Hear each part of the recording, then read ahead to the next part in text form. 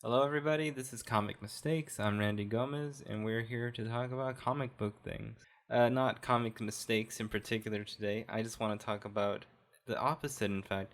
Comic wins? I don't know. We don't really have a name for this right now. This is just, I guess, little bits, maybe? Is that a better name? I'm not sure. We're here to talk about little panels, pages, something from a comic book that we want to talk about. And today I want to talk about Spider Man Reign. No reason. I just was thinking about it earlier today. Somebody mentioned Dark Knight Returns, and that made me start thinking about derivatives of that. And Spider Man Reign definitely is that. Not necessarily to his detriment, but for sure is not a thing you can forget while reading it.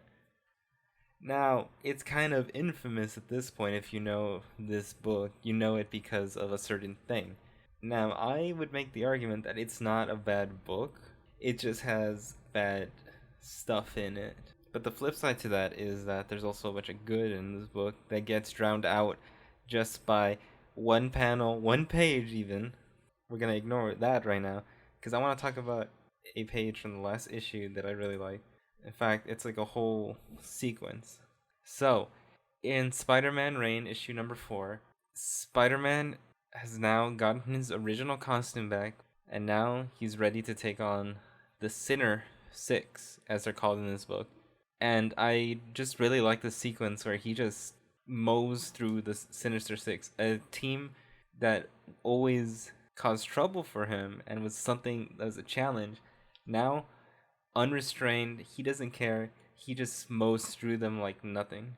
They're all ready to kill. They want revenge. They don't want him to survive this night. In fact, they have incentive to kill him because if not, they will die. Even then, they're no match for Spider-Man Unchained. An old man Spider-Man Unchained.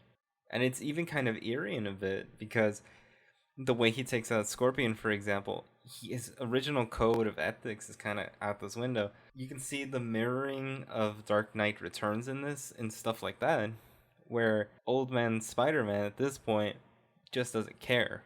But my absolute favorite bit from this whole thing is when he takes on Craven the Hunter. And I have no idea how he's still young. I guess herbs or something, but he's still at the top of his game, facing down the Spider-Man. His number one predator, if you will, the person he's been trying to hunt his whole life. Spider-Man is like, all right, bring it on then. And they both take in this fear toxin of the Mysterio, and they get ready to charge each other full speed, nonstop. Spider-Man has been through the gauntlet all fucking day. This is the most fucked up week or day or however long this story takes place. Time for Peter Parker in a very long time. And he's going through all his insecurities and fears and doubts. He's been through that all this whole day. And he just fucking launches into him like nothing. And what does Craven do? What has he been thinking about for 30, 40 years or however long it's been since he's been out, since he's been in jail? I guess a giant rhino. If you might think it's anticlimactic, I kind of think it's just hilarious that that's what Craven's fear is still to this day, I guess. And yeah, that was just a short bit of a thing I liked from a comic book that might not even be that good.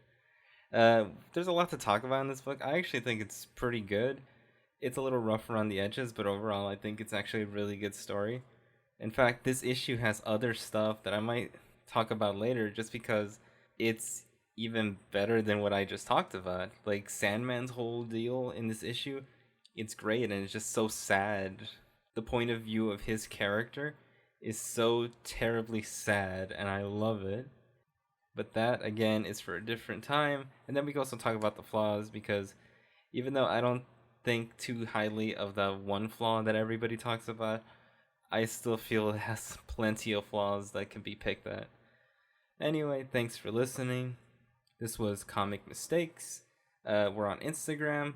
My co-conspirator Chad wasn't here, but thanks again because we bounce ideas off each other all the time. Comic Mistakes are Instagram. We have 2 podcasts, Comic Mistakes and Theme Team Problems. That is a Hero Clicks podcast.